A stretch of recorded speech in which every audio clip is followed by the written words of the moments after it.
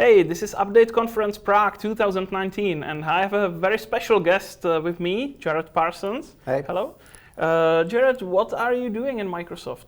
So at Microsoft, I'm the developer lead on the C# compiler team, and I'm a member of kind of the C# language design team. So part of my job is overseeing the construction of the C# compiler and the underlying Roslyn APIs, and taking all of the ideas of the language design team and kind of coordinating us, turning that into a shipping product.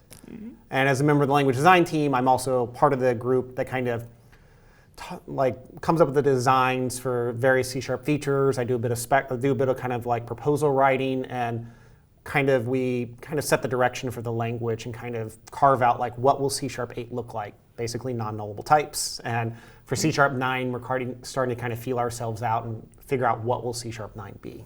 Mm-hmm. I guess it must be really amazing to work on products that are used by millions of developers.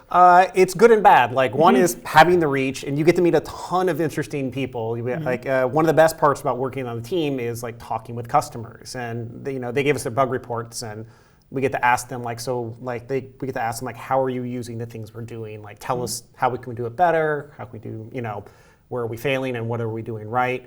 The downside is having a lot of customers means that compatibility is really important. And it's very critical that as we kind of evolve the language and we make changes, we make sure that customers, they always feel safe getting a new version of the compiler.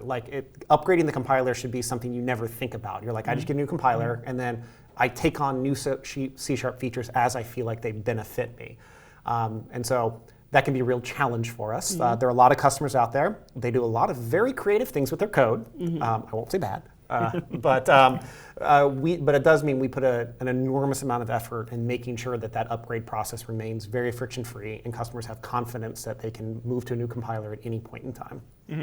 I guess that it's not so bad as the framework backwards compatibility, because I have seen a lot of people struggling with upgrading from .NET Framework 4 point something to 4 point something higher, but I have not seen so many problems with the upgrade of the compiler. Or do you hit to some of these issues frequently? We hit them sometimes. So both the framework team, they put a ton of effort in compatibility, and sometimes we think our test matrix suite is crazy, and then I go and talk to them, and they blow us out of the water. Like kind of as a reference point, whenever a kind of standard run of the Roslyn compiler, you run about 750,000 tests.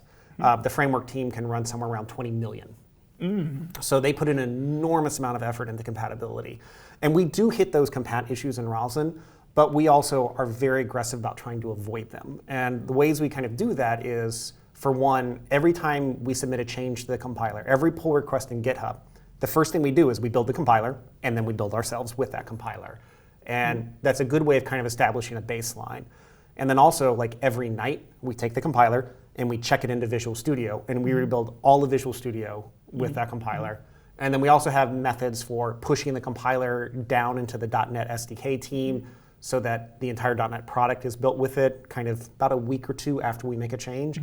And then we also have a lot of customers who are very early adopters who basically take very latest compilers and give us feedback.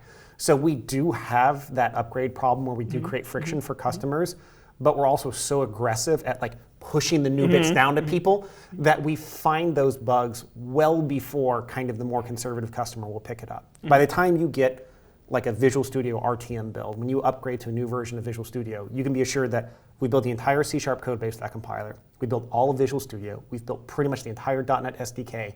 And you've had a ton of early adopters on Visual Studio preview builds who have also basically reported success by not sending us bug reports. Oh yeah. Because if we get it wrong, customers they're not shy. They will tell us that I can't build when I upgrade. It's a very painful experience. Okay, I understand.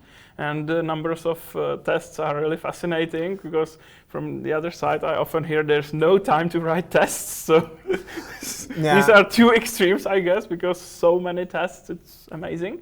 Yeah, I think when I started on Roslyn about 5 years ago, when I came back from research, I think our entire code base had somewhere in the order of between 50 and 60,000 tests.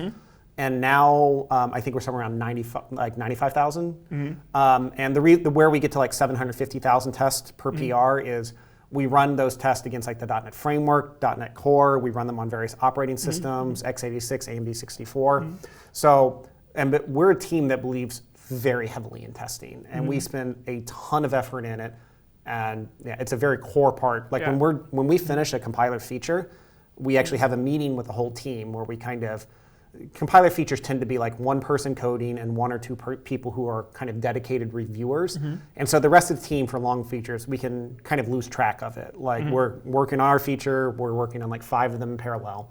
And we actually have a meeting where we get together and we kind of go through an attack plan. We're like, okay, this is an expression. Did we think about how it works with default parameters? Did we think about how it works in all these contexts? And we have essentially an ever-growing checklist of things to work through. And part of the sign-off is, do we have tests for all of these core areas? And so that's one way that we make sure that we keep this test bed active, up-to-date, and current for all of our features. Awesome. You have been speaking about nullability in C# 8. Yes. So can you summarize shortly what have you...